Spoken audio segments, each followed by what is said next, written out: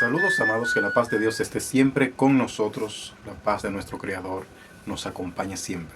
Hoy quiero presentarles unas imágenes de, de un culto que se celebró en Ucrania cuando un hermano, un evangelista, estaba dando un sermón a los hermanos en Ucrania y a personas que no eran cristianas, y tuvo que recurrir a un traductor. Ese traductor, valga la redundancia, iba a traducir de portugués a ucraniano, y ustedes van a observar lo que pasó. Observen. A primeira pregação de Pedro.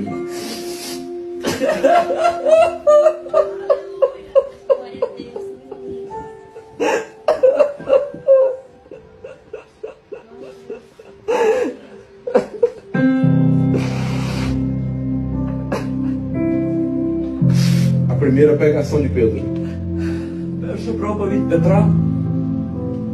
Mais de 3.000 pessoas se entregaram a Jesus. Більше 3000 людей віддали своє життя Ісусу. Амінь.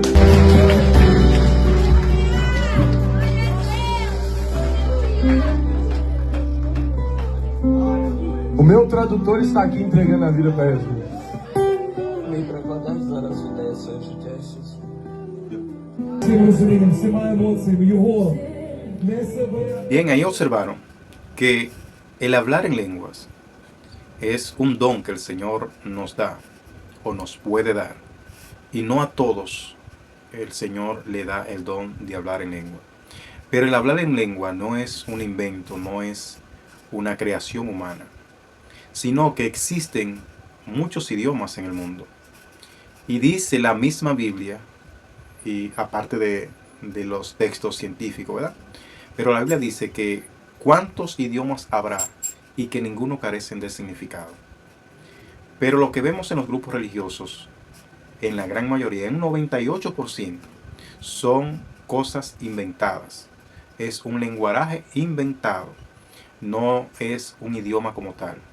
Pero lo que ustedes vieron ahí, eso es hablar en una lengua diferente a la lengua materna o la lengua en la que usted nace y está instruida en ella.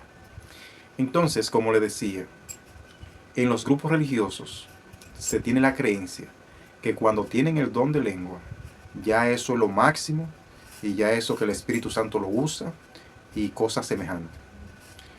Y aquí observaron en este fragmento de video que esa persona, el predicador, hablaba en portugués y utilizó a una persona, a un hombre que no era cristiano, para traducir de portugués a ucraniano y así edificar a las personas que estaban escuchando.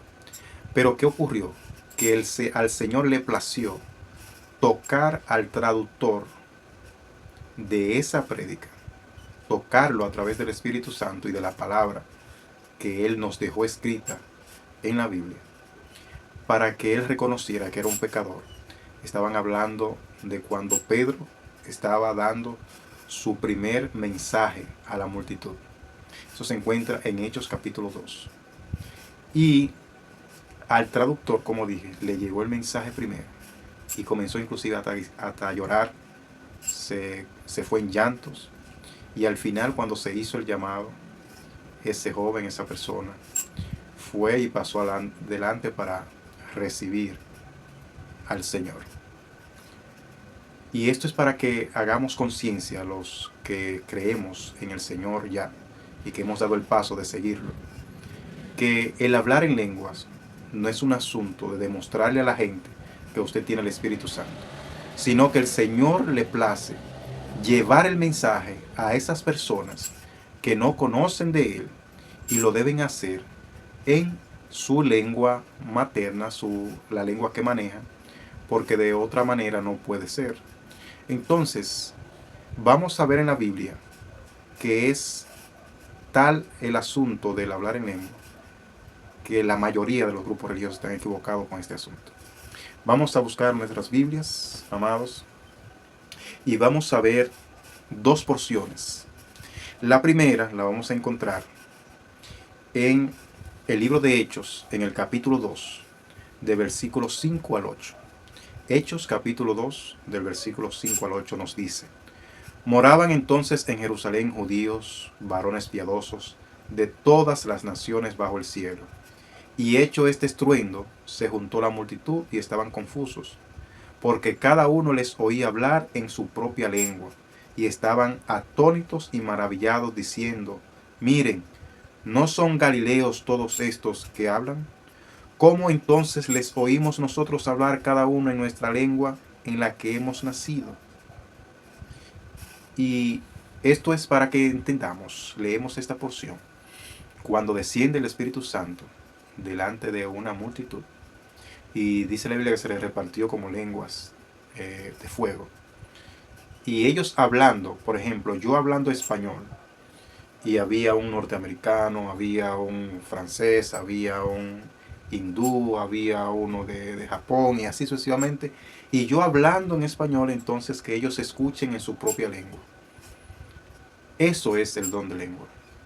No una cosa inventada que no tiene significado, que no edifica a nadie y que no es para llevar el mensaje de salvación a las personas, ni para edificar a la iglesia.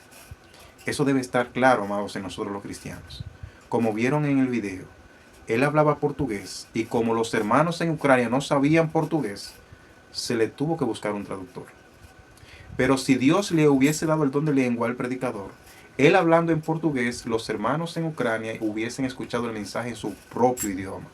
Él hablando en portugués, obviamente. Ahora bien, si Dios le place que usted siga hablando su portugués y que haya una persona que estudió ese idioma y que entienda el portugués y puede traducir, no es menester de que el Señor le dé el don de lengua al hermano. Es decir, no hay la necesidad si hay un intérprete. Eso es para que entendamos que el don de lengua no es una demostración de que usted tiene el Espíritu Santo metido de la tuéstano.